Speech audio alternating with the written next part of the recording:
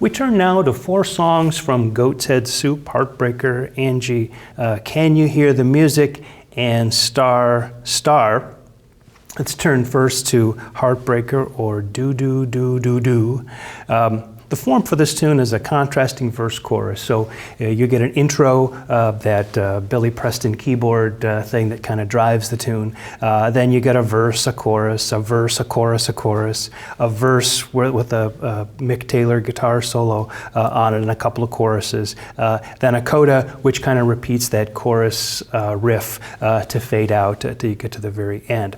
Now, the lyrics deal with metaphors for shooting. So the 2 incidents that are described in the lyrics have to do with a guy that gets shot by police and by a kid that dies from an overdose of drugs. So when you think about shooting a gun or shooting up, that's kind of, those metaphors are kind of what holds the tune together. It's about how both of these kinds of things lead to heartbreak and to ruin or destroyed lives. It's an incident, it's an instance of what you might call urban realism, and that is the idea of trying to really reflect the kind of maybe really uncomfortable environment, urban environment. And this is something that really was starting to happen at the end of the 60s and the early 1970s, especially in black pop, where artists were increasingly wanting to really reflect some of the problems of the city, some of the urban kinds of problems that are happening, and not just sort of paper over them with sort of happy lyrics about love and romance and this kind of thing. And so you see a lot of this in the music of Marvin Gaye, What's Going On, Stevie Wonder, Inner Visions, a lot of this kind of sort of realistic portrayal of the urban landscape, but also very much in movies that are often called blaxploitation movies. That is, movies, in many cases, not only starring blacks, but funded by blacks, so it's kind of a whole movement inside the movie industry. Superfly would be a good example. Shaft would be another good example of movies that really try to portray life the way urban blacks see it, the kinds of things that happen, and then there's the music that goes with it. So I think what's happening in this case is the Rolling Stones very much influenced by that kind of thing. So Curtis Mayfield, Isaac Hayes, Marvin Gaye, maybe, is that part of what the influence is here? If it is, it's an instance of a new kind of influence we're seeing in the Rolling Stones music. Not that they're influenced by soul music, but that they're influenced by the soul music that's happening in the early 1970s when they're recording this. So it's an instance of a new influence here. As I said before, Billy Preston playing the clavinet. I think there's also an RMI electric piano in there. Keith Richards is playing the bass on this, and Mick Taylor hits the wah-wah on the guitar very hard. If you don't know what a wah-wah pedal is, it kind of looks like a gas pedal on a car. It goes back and forth like this, but it makes the sound go wah-wah, opening a filter that makes that sound. And of course, it becomes really emblematic of early 70s funk and soul music. And of course, we've got a horn section that really drives the chorus on that one. We turn now to Angie. This is a song I really can't understand when I go to the internet or various kinds of sources, how people could have found this song to be such a surprise for the Rolling Stones. You know, it's as if when Angie was released as a single, people said, whoa, the Rolling Stones doing a soft song with acoustic guitars and strings? Boy, who'd have thought that was possible? But we, as students of the Rolling Stones who've been working on this for now 7 weeks, understand that the Stones had done many ballads and had a history of doing a few pop-oriented numbers during the 60s. So anybody that knows As Tears Go By, or Lady Jane, or No Expectations, or Wild Horses should not be the least bit surprised by Angie. But I think a lot of the reaction is to people who kind of pigeonhole the Stones into being kind of like a gritty, hard rock folky kind of group, and didn't really sort of understand the breadth and depth of the group's influences and stylistic range. And so, to a certain extent, victim of a kind of pigeonholing that tends to happen in the music business with groups. We look at the form for Angie. It's a simple verse form. You get an introduction, then you get a verse, another verse, a verse that's partly instrumental. We get some strings entering there, and then we get a verse that's modified. It sort of seems to be shortened at the front end, but then it's extended at the back end. But basically, 4 verses sort of right in a row. Like Wild Horses, this is a song that deals with a romance that is ending.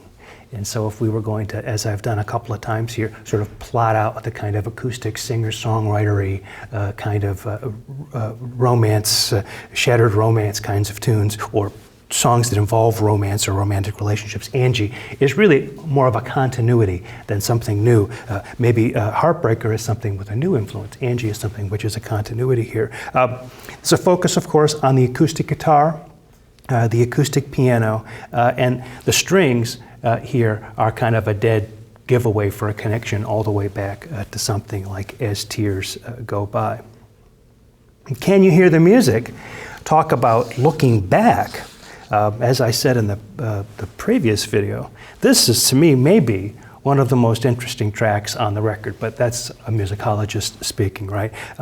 As a fan, I suppose there are other songs I might listen to more often, but this one is really interesting. It may be a little bit surprising because of the way in which it really brings us back to that whole world of psychedelia. The form of the song is a kind of modified, contrasting verse chorus. And it's modified because the section that I'm calling the chorus here has different lyrics a lot of times when it comes back. Sometimes it uses the same lyrics, sometimes it doesn't. You know, the usual thing about a chorus is it uses pretty much the same lyrics each time it comes around. But it's pretty clear that the model here is a contrasting verse-chorus kind of form. You know that something is going on in this tune when the thing begins and you hear these kind of like, well, there must be like little finger bells or something that kind of remind us of the East, remind us maybe of meditation or something like that. And then you hear what sounds like a sort of an ethnic flute of some kind, you know. And then you hear this highly processed guitar processed through a Leslie speaker with a lot of sort of compression and distortion, you know, the kind of thing that we're used to from 1967 or so. And then some sort of pentatonic piano runs. By pentatonic, I mean sounding as if it were a kind of a harp, but playing on the piano. So the whole thing starts by establishing this kind of meditative environment from the very beginning. And we haven't had a lot of that in Rolling Stones music since their Satanic Majesties. After the intro, you get a chorus, then a verse, then a chorus. The second chorus, the lyrics differ. And then when the verse comes back, listen to the guitar harmonies that you hear in the accompaniment there. For all the world, they sound like Queen. And I'm not sure whether they were influenced by Brian May and Queen.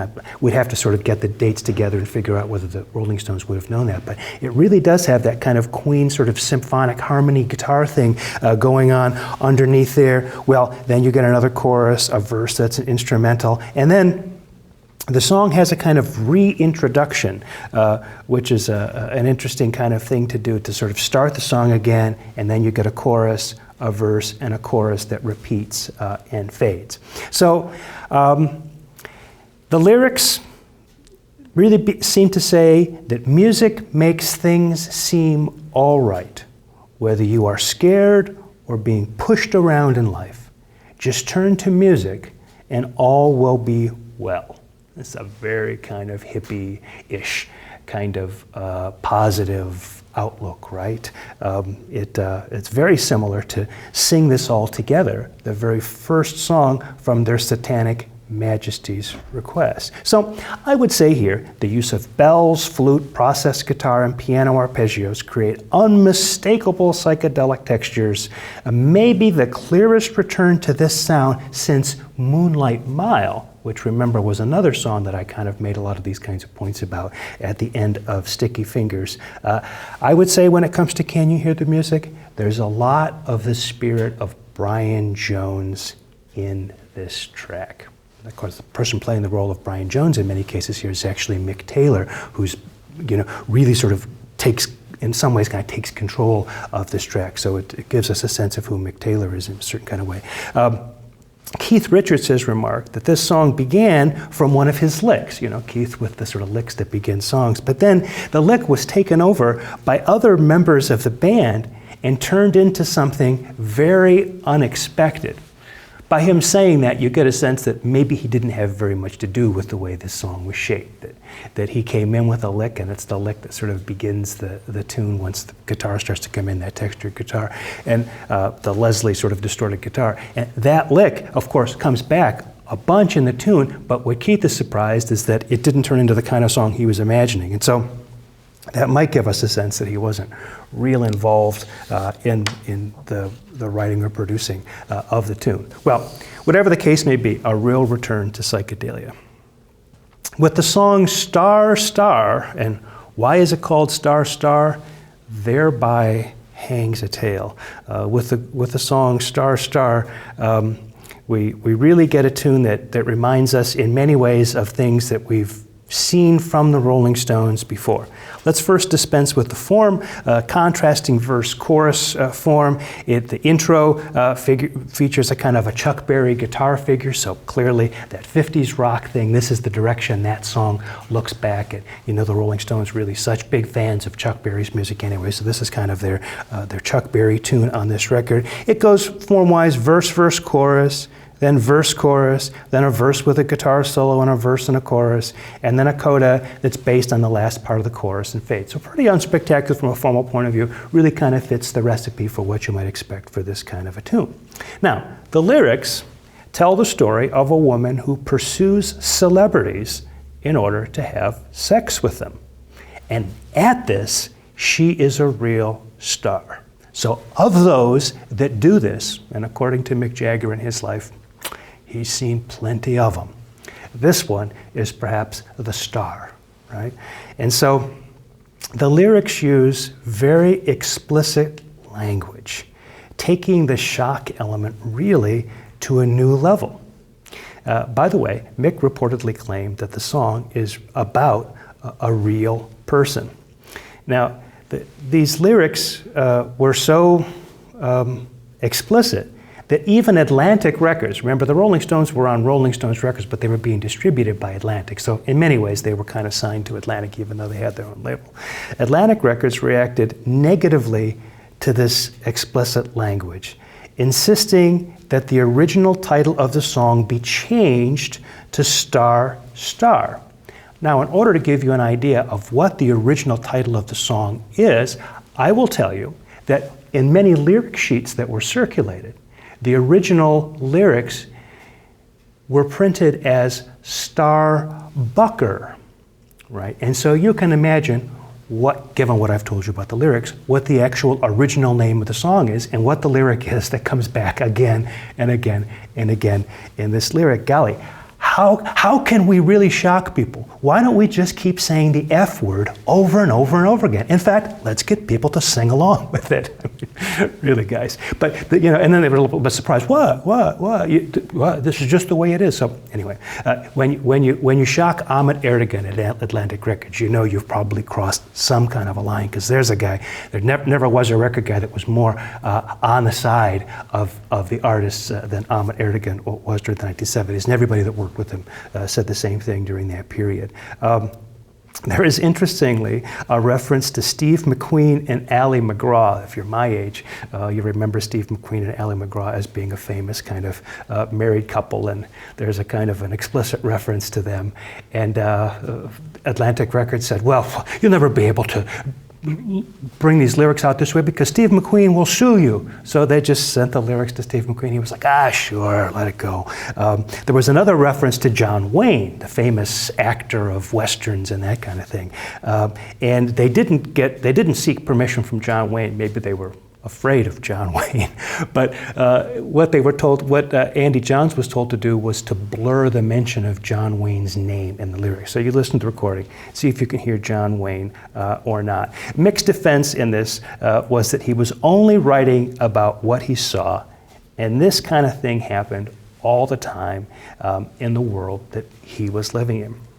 So shock, scandal in the lyrics, something that really is a continuity point with the Rolling Stones going back at least to I Can't Get No Satisfaction, right? The instrumentation, a very basic rock and roll combo sound with guitars, bass, drums, piano. There's some sax in the background and vocals. So it really is kind of the Chuck Berry sort of simple driving way forward for this. So that's what we see in this tune is a real sort of move looking back. Now, as we go forward, however, let's see if when we look at It's Only Rock and Roll, we see some of the same kinds of things happening, that is the looks backward and the looks forward. Before we do that, let's take an overview of what was happening in 1974, some very big changes, and we'll look at those next.